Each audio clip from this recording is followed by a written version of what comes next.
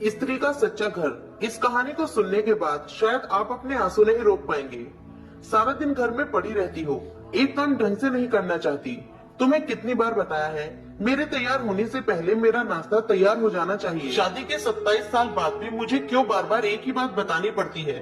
शोभा, तुम्हें क्या है? तुम तो आराम से घर में पड़ी रहती हो, मुझे काम पर जाना पड़ता है। तुम हो कि हमेशा बेवकूफों जैसी हरकतें करती हो। अगर तुम यह जानबूझकर करती हो तो याद रखना, मुझसे बुरा कोई नहीं होगा। आज भी राहुल का पारा 7वें आसमान पर चढ़ा हुआ था। इन कटु शब्दों में अपना गुस्सा उतारते हुए, गीला तौलिया कुर्सी पर फेंकते हुए राहुल गुस्से से शोभा की तरफ देखने लगा। शोभा के लिए राहुल का यह बेवजह का गुस्सा कोई नई बात नहीं थी।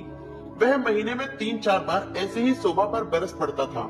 अगर शोभा अपनी जरूरत के लिए राहुल से पैसे मांगती तो वो भी इतना एहसान जता कर देता कि मानो शोभा का उन पैसों पर कोई हक नहीं है। धीरे धीरे शोभा ने अपनी सारी जरूरतें और ख्वाहिशें उस घर की 4 दीवारी में कहीं दफन कर दी थी। सिर्फ नौकरों की तरह काम करना और वो बेवजह राहुल की बातें सुनकर आंसुओं का घूंट पीकर रह जाना। पहले पहले शोभा उसका विरोध किया करती थी, लेकिन जब कई सालों तक राहुल में कोई बदलाव नहीं देखा तो शोभा ने खुद को ही बदल लिया। अब राहुल के कुछ भी कहने से शोभा को कोई फर्क नहीं पड़ता था। राहुल की हर बात को चुपचाप सिर नीचे झुकाए सुन लिया करती थी। शादी के पहले 5 साल तक शोभा ने पूरी कोशिश की थी कि राहुल को बदल दिया जाए, लेकिन फालतू का गुस्सा करना और बाद में शोभा को बुरा भला कहना, यह मानो जैसे उसकी आदत बन गई थी। कोई भी वाद विवाद होता तो राहुल सीधा शोभा को बोल देता, अगर मैं तुम्हें अच्छा नहीं लगता तो क्यों नहीं चली जाती अपने मायके, क्यों रहती हो मेरे साथ? इतना सब कुछ होने के बावजूद शोभा राहुल के साथ ही रहती थी, क्योंकि उसे अपनी बेटी की फिक्र थी। और वह जाती भी तो कहां, अपने बूढ़े हो चुके माँ बाप को इस उम्र में परेशान करना नहीं चाहती थी। समाज और लोग क्या कहेंगे, यह भी तो उसे ही सोचना पड़ता था। वह इतनी पढ़ी लिखी भी नहीं थी कि खुद जाकर कोई नौकरी कर सके और अपना और अपनी बेटी का लालन पालन कर सके। शोभा को अपनी फिक्र नहीं थी, उसको फिक्र थी तो बस अपनी शादी लायक हो रही बेटी की। शोभा नहीं चाहती थी कि पति पत्नी के झगड़े की वजह से पूजा डिस्टर्ब हो। पूजा की पढ़ाई पूरी हो चुकी थी, उसके लिए शादी के रिश्ते आने लगे थे। कई रिश्तों को पूजा ठुकरा चुकी थी। 2-3 महीने बाद एक अच्छा लड़के का रिश्ता आया। रिश्तेदारों और पहचान के लोगों ने भी लड़के के गुणगान किए थे। राहुल एक शाम अपनी बेटी के पास बैठकर उसे बताने लगा, पूजा बहुत अच्छा लड़का है, पढ़ा लिखा है, बड़ा घर है, बहुत अच्छी नौकरी है। ऐसे रिश्ते बार बार नहीं आते बेटा, इस बार मना मत करना।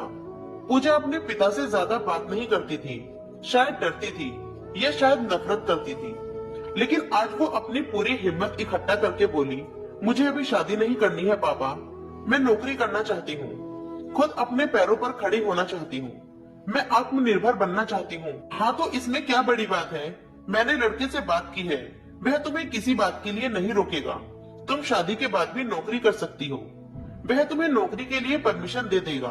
राहुल बोला, मेरा नौकरी करना या ना करना उसकी परमिशन पर क्यों डिपेंड रहेगा पापा?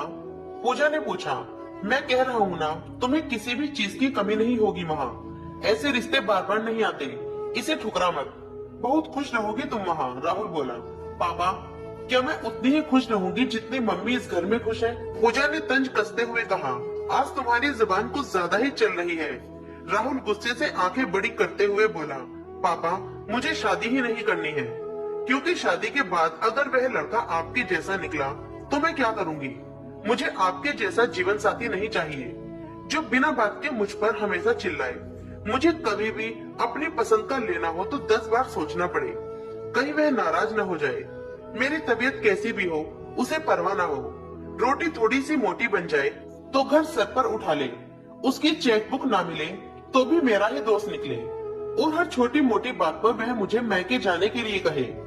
इस घर के लिए मैं पराई हूँ, और अगर मेरा जीवन साथी भी आपके जैसे बात बात पे माँ बाप के घर जाने की बातें कहे तो मुझे बताइए, आखिर औरत का अपना घर कौन सा होता है जिसको वो अपना कह सके? पूजा ने अपना दिल खाली करते हुए पापा से सब कुछ कह दिया। राहुल का गुस्सा 7वें आसमान पर था, लेकिन उसके मुंह से एक भी शब्द नहीं फूट रहा था। वो पूजा की बातें सुन रहा था। पूजा उतना ही बोलकर चुप नहीं हुई। आज पहली बार वह अपने पापा के सामने इतना कुछ बोल पा रही थी। पापा, आपने माँ के साथ हमेशा गलत व्यवहार किया है। आप अपने ऑफिस का गुस्सा बिना सोचे समझे माँ पर उतार देते हैं। कभी किसी बात की परवाह ही नहीं करते कि उन्हें कैसा लगता होगा। आपकी बातें सुन सुनकर माँ ने अपना स्वाभिमान ही खो दिया है। राहुल आज पहली बार अपने किए बर्तावों को महसूस कर पा रहा था। वो इतना ही बोल पाया, जो तुम्हारा मन करे वो करो, मैं तो इतना बुरा हूं ना। पूजा ने राहुल का हाथ पकड़ा और बोली, पापा मुझे सिर्फ एक सवाल का जवाब दे दो, क्या आप चाहोगे कि मेरा पति आपके जैसा हो? अगर आपका जवाब हाँ है तो कर दीजिए मेरा रिश्ता आज ही, और ना है तो मुझे आत्मनिर्भर बनने दीजिए। राहुल कुछ भी नहीं बोल पाया और वहां से चुपचाप बाहर चला गया। आज उसे शोभा के सामने जाने से शर्म आ रही थी। आज उसे शोभा के साथ किए अपने बर्ताव पर पछतावा हो रहा था। वो सोच रहा था, अगर मैं नहीं चाहता हूँ कि मेरी बेटी को ऐसा जीवन साथी मिले जो उसे खुश न रख सके, उसे दुख पहुंचाए, तो मैं शोभा के साथ ऐसा कैसे कर रहा था? वो भी तो किसी की लाडली बेटी है। चलते चलते उसकी आंखों में आंसू बहने लगे थे। राहुल ने आज से अपने आप को बदलने का निश्चय किया। अगले दिन से शोभा ने अपने पति में काफी बदलाव देखा। वह सोचने लगी कि जो हिम्मत पूजा ने दिखाई है, वह हिम्मत अगर मैं पहले ही दिखा देती तो शायद आज की परिस्थिति कुछ और होती। अब पूजा पढ़ लिख कर अच्छी नौकरी करने लगी थी और 3 साल बाद उसके लिए एक अच्छा रिश्ता आया। और उसकी विदाई पर राहुल बोला, बेटा तू हमेशा खुश रहेगी क्योंकि तेरा पति तेरे पिता जैसा नहीं है। राहुल की यह बातें सुनकर शोभा और पूजा की आंखों में आंसू बहने लगे। दोस्तों, हमारे समाज में औरतों को भले ही देवी का दर्जा दिया जाता है, लेकिन वह स्वतंत्रता नहीं दी जाती जो उन्हें देनी चाहिए। उन्हें बचपन से ही बताया जाता है कि वह पराया धन है।